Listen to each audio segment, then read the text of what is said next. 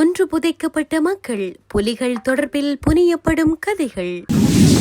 செம்மணி விவகாரத்தில் ஈழத் தமிழர்களுக்கு காத்திருக்கும் சர்வதேசத்தின் முக்கிய பதில். அதிகாலையில் இலங்கையை உலுக்கிய துப்பாக்கி சூடு. செம்மணியில் தொடரும் அவலம், புதிய இடத்திலும் கண்டுபிடிக்கப்பட்ட மண்டையோடு. இலங்கையில் சர்வதேச தலையீடு கடுமையாக எதிர்க்கும் அனுர அரசு. இறுதிப் போரில் தேசிய தலைவர் தப்பியோட விரும்பவில்லை, சபா குகதாஸ் வெளிப்படை. சபாநாயகருக்கு ஏற்பட்டுள்ள நெருக்கடி, லஞ்ச ஊழல் ஆணைக்குழுவில் பதிவான முறைப்பாடு. தேசிய தலைவர் தொடர்பாகவும் கொன்று புதைக்கப்பட்டவர்கள் தொடர்பாகவும் புனைவுகளை அவிழ்த்து விடுவதுடன் அப்பட்டமான அச்சு வழிபாட்டையும் சமகாலத்தில் காணக்கூடியதாக உள்ளது. செம்மணி விவகாரத்தில் ஈழத்தமிழர்களின் பக்கசார்பை மடிமாற்றி தப்பித்துக் கொள்ள வேண்டிய கட்டாயத்திற்கு ஸ்ரீலங்காவின் முன்னாள் ராணுவ அதிகாரிகளும் அவர்களின் ஒட்டுக்குழுக்களாக செயற்பட்டவர்களும் தள்ளப்பட்டுள்ளனர். நாளுக்கு நாள் தொடரும் அகழ்வு பணிகளில் மனங்களை ரணங்களாக்கும் முடிவுகள் கிடைக்கப்பெற்று வரும் நிலையில் அமெரிக்கா, பிரித்தானியா போன்ற நாடுகளின் பொறுப்புக்கூறல் தொடர்பிலான கோரிக்கைகள் தென்னிலங்கை இனவாதிகளையும் அவர்களின் ஆதரவாக வடக்கில் செயற்படுபவர்களையும் பதற வைத்துள்ள நிலையில் பிரித்தானிய வெளியுறவு, பொதுநலவாய மற்றும் அபிவிருத்தி அலுவலகத்தின் துணை செயலாளர் கெத்தரின் வெஸ்ட் இந்த விவகாரத்தில் பிரித்தானியாவின் தீவிர ஈடுபாட்டை உறுதிப்படுத்தியதுடன் வலுக்கட்டாயமாக காணாமல் ஆக்கப்பட்டவர்கள் விடயத்தில் விசேட கவனம் செலுத்தி நல்லிணக்கம் மற்றும் பொறுப்புக்கூறல் குறித்து விவாதிக்குமாறு இலங்கை அரசாங்கத்தை வலியுறுத்துவதாகவும் தெரிவித்துள்ளார். அண்மைய காலமாக வடகிழக்கு தமிழர் பிரதேசத்தில் பெரும் விவாதத்திற்கும் பரபரப்பிற்கும் உரிய விடயமாக மாறியுள்ளது செம்மணி மனித புதுகுழி விவகாரம். தொடர்ந்து எலும்புக்கூடுகள் கண்டெடுக்கப்பட்டு வரும் நிலையில் காணாமலாக்கப்பட்ட உறவுகள் தொடர்பில் மக்களுக்கு பாரிய கேள்விகள் எழுந்துள்ளது. இந்த நிலையில் அரசாங்கம் இது தொடர்பில் தெளிவான பதில் வழங்க வேண்டும் எனவும் தங்களுக்கான உரிய நீதியை பெற்றுத்தர வேண்டும் எனவும் மக்கள் தொடர் போராட்டங்கள் மற்றும் கோரிக்கைகளை முன்வைத்து அரசிற்கு அழுத்தம் கொடுத்து வருகின்றனர். உள்நாட்டில் மலையகம் மற்றும் தென்னிலங்கை தரப்பிலும் இது தொடர்பில் சிலர் ஆதரவு தெரிவித்துள்ள நிலையில் சர்வதேச அளவிலும் இது பூதாகரமான விடயமாக வெடித்துள்ளது. இதில் ஆரம்ப கட்டமாக அண்மையில் அணியாவிளக்கு போராட்டம் ஒன்றும் முன்னெடுக்கப்பட்டிருந்த நிலையில் அதில் சில பிரச்சினைகளும் ஏற்பட்டு சர்ச்சையை கிளப்பியிருந்தமை குறிப்பிடத்தக்கது. அவிசாவளியில் இடம்பெற்ற துப்பாக்கி சூட்டு சம்பவத்திற்கு இலக்காகி 3 படுகாயமடைந்துள்ளனர். குறித்த சம்பவம் இன்று அதிகாலையில் அவிசாவளை கொஸ்கம பகுதியில் இடம்பெற்றுள்ளது. சம்பவம் தொடர்பில் மேலும் தெரிய வருகையில் சுதுவெல்ல பகுதியில் மோட்டார் சைக்கிளில் வந்த இருவரால் குறித்த துப்பாக்கி சூடு நடத்தப்பட்டுள்ளது. இந்த சம்பவத்தில் தாய், மகள் மற்றும் மற்றொரு நபர் என 3 படுகாயமடைந்துள்ளனர். இதனையடுத்து குறித்த 3வரும் அவிசாவளை மருத்துவமனையில் அனுமதிக்கப்பட்டுள்ளதாக காவல்துறையினர் தெரிவித்துள்ளனர். மேலும் சம்பவத்துடன் தொடர்புடைய விசாரணைகள் நடத்தப்பட்டு வருவதாகவும் அவர்கள் தெரிவித்துள்ளமை குறிப்பிடத்தக்கது. செம்மணி மனித புதைகுழியில் இதுவரை 45 மனித எலும்புக்கூடுகள் அடையாளம் காணப்பட்டுள்ளதுடன் புதிதாக அகழப்படும் புதைகுழியிலும் மண்டையோடொன்று அவதானிக்கப்பட்டது. செம்மணி மனித புதைகுழி அகழ்வு பணிகள் தொடர்பாக நேற்று ஊடகங்களுக்கு கருத்து தெரிவித்த போதே சட்டத்திரணி VS நிரஞ்சன் இதனை தெரிவித்தார்.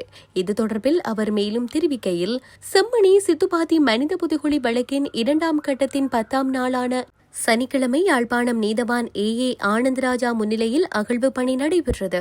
இதுவரை மொத்தமாக 45 மனித எலும்புக்கூடுகள் அடையாளம் காணப்பட்டுள்ளதுடன் 42 மனித எலும்புக்கூடுகள் அகழ்ந்தெடுக்கப்பட்டிருக்கின்றது. இதேவேளை புதிதாக இன்றைய தினம் 3 எலும்புக்கூடுகள் அடையாளப்படுத்தப்பட்டிருக்கிறது. செய்மதி படம் மூலம் அடையாளப்படுத்தப்பட்டு அகழப்படும் சந்தேகத்திற்கிடமான பகுதியில் மண்டையோடு ஒன்று அவதானிக்கப்பட்டுள்ளது என தெரிவித்தார். இலங்கைக்கு சர்வதேச தலையீடு தேவையில்லை என ஜனாதிபதி அனுரகுமார திசாநாயக்க தலைமையிலான தேசிய மக்கள் சக்தி அரசாங்கம் திட்டவட்டமாக தெரிவித்துள்ளது. தனியார் தொலைக்காட்சி ஒன்றுக்கு வழங்கிய நேர்காணலின் போது வெளிவிவகார அமைச்சர் விஜித ஹேரத் மேற்கண்டவாறு தெரிவித்தார். அந்த நேர்காணலில் அவர் மேலும் தெரிவிக்கையில், இலங்கையில் அரசமைப்பு, சட்டம் மற்றும் நீதிமன்ற கட்டமைப்பூடாகவே நடவடிக்கைகள் இடம்பெறும். ஐநா மனித உரிமைகள் கூட்டத்தொடர் செப்டம்பரில் நடைபெற உள்ளது. எனவே மனித உரிமைகள் ஆணையாளர் இலங்கைக்கு வந்தது நல்லது. அவருக்கும் அறிக்கை முன்வைப்பதற்கு இது இலகுவானதாக இருக்கும். ஏனெனில் அவரால் விடயங்களை நேரில் அவதானிக்க முடிந்தது. நாம் ஆட்சிக்கு வந்த பின்னர் நாட்டில் மாற்றத்தை ஏற்படுத்தி காட்டியுள்ளோம் எனவும் அவர் குறிப்பிட்டார். பொருளாதார பாகுபாட்டை நிவர்த்தி செய்தல் மற்றும் மனித உரிமைகள் தொடர்பிலும் நடவடிக்கைகள் எடுக்கப்பட்டு வருகின்றன. அவற்றையும் ஐநா மனித உரிமைகள் ஆணையாளருக்கு காண முடிந்தது. நாம் எதையும் ஒழிக்கவில்லை. வெளிப்படைத்தன்மையுடன் தான் நடவடிக்கை இடம்பெறும். செப்டம்பர் முதல் வாரமளவில் பயங்கரவாத தடை சட்டத்தை நீக்குவது பற்றிய வர்த்தமானியை வெளியிடுவதே அரசாங்கத்தின் இலக்காக உள்ளதெனவும் வெளிவிவகார அமைச்சர் விஜித ஹேரத் மேலும் தெரிவித்தார்.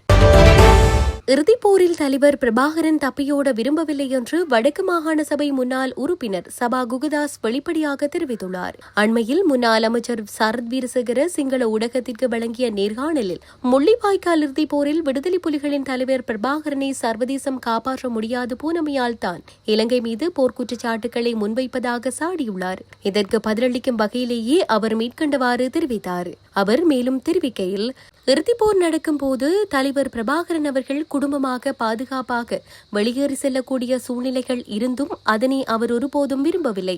கடற்புலிகளின் நீர்மூழ்கி பிரிவு நீர்மூழ்கி கப்பலில் கொண்டு செல்ல பல தடவை முயற்சித்தனர். தலைமை செயலக போராளிகள் பல்வேறு முயற்சிகளை மேற்கொண்டனர். போரின் இறுதி வாரத்தில், குறிப்பாக மே 2 நந்திக்கடல் பகுதியின் ஊடாக தளபதி ஸ்ரீராம் தலைவரை வெளிக்கொண்டு செல்ல ப்ளூ ஸ்டார் படகுகள், அதற்கான வெளியிணைப்பு இயந்திரங்கள், எரிபொருள் போன்ற ஏற்பாடுடன் பல முயற்சிகளை மேற்கொண்டார். இவையாவும் தலைவரால் நிராகரிக்கப்பட்டன. வெளிநாடுகளில் இருந்து பல்வேறு முயற்சிகளை தமிழ் டயஸ்போரா முயற்சித்தது. அது தொடர்பான செய்திகள் அக்காலத்தில் வெளிவந்தன.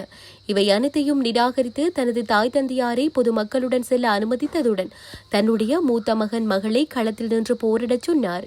இளைய மகன் பாலச்சந்திரனை மகனின் விருப்பப்படி போராளிகளிடம் ஒப்படைத்தார். குடும்பமாக பாதுகாப்பாக அவரை வெளியேற்ற நூற்றுக்கணக்கான போராளிகள் தயாராக இருந்த போதும் அவற்றை நிராகரித்து இறுதி வரை களத்தில் நின்ற மண்டியிடாத வீர தலைவன். போர்க்குற்றமல்ல, இனப்படுகொலைதான் இறுதிப்போரில் நடந்தது. அதனை மறைக்க மடிமாற்று வேலையை சரத் வீரசேகர மேற்கொள்கிறார் என அவர் தெரிவித்துள்ளார். அரசு சொத்துக்களை தவறாக பயன்படுத்துவதாக சபாநாயகர் ஜகத் விக்ரமரத்னவிற்கு எதிராக லஞ்சம் அல்லது ஊழல் குற்றச்சாட்டுகளை விசாரிக்கும் ஆணைக்குழுவில் முறைப்பாடு அளிக்கப்பட்டுள்ளது. குறித்த முறைப்பாடானது புதிய மக்கள் முன்னணியின் தலைவர் சுகீஸ்வர பண்டாராவினால் பதிவு செய்யப்பட்டுள்ளது. அதன்போது சபாநாயகர் 15 பேர் கொண்ட ஊழியர்களை தனது பணிக்காக பயன்படுத்தியதாகவும், சபாநாயகர் தனது 2 அதிகாரப்பூர்வ வாகனங்களுக்கு கூடுதலாக மற்றொரு வாகனத்தை வாங்கியுள்ளார் எனவும் அவர் குற்றம் சாட்டியுள்ளார். அத்தோடு மேலதிகமாக பெறப்பட்ட வாகனமானது அவரது தனிப்பட்ட செயலாளருக்கு ஒதுக்கப்பட்டுள்ளதாகவும் சுகீஸ்வர பண்டார குறிப்பிட்டுள்ளார். இதேவேளை நாடாளுமன்ற செயலாளர் நாயகத்தின் அனுமதியுடன் சபாநாயகர் தனது உத்தியோகபூர்வ வாகனங்களுக்கு 900 லிட்டர் எரிபொருளை பெறுவார் என்று கூறிய பண்டார, சபாநாயகருக்கு ஒரு உத்தியோகபூர்வ வீடு இருந்தாலும் கொழும்பில் உள்ள லோரிஸ் அடுக்குமாடி குடியிருப்பு வளாகத்தில் மற்றொரு அதிகாரப்பூர்வ வீடு வாங்கியுள்ளதாகவும் தெரிவித்துள்ளார். மேலும் சபாநாயகரின் உத்தியோகபூர்வ வீட்டை பயன்படுத்தப் போவதில்லை என்று கூறியிருந்தாலும் அது சிறப்பு நிகழ்வுகளுக்கு பயன்படுத்தப்படுவதாக தகவல் கிடைத்துள்ளதாகவும் சுகீஸ்வர பண்டார கூறியுள்ளார். இந்த நிலையில் குறித்த விடயம் தொடர்பில் கருத்து வெளியிட்டுள்ள சபாநாயகரின் ஊடக பிரிவு அனைத்து குற்றச்சாட்டுகளையும் மறுப்பதாகவும், எதிர்காலத்தில் இந்த குற்றச்சாட்டுகளுக்கு முழுமையான விளக்கத்தை வழங்க எதிர்பார்ப்பதாகவும் அறிவித்துள்ளது.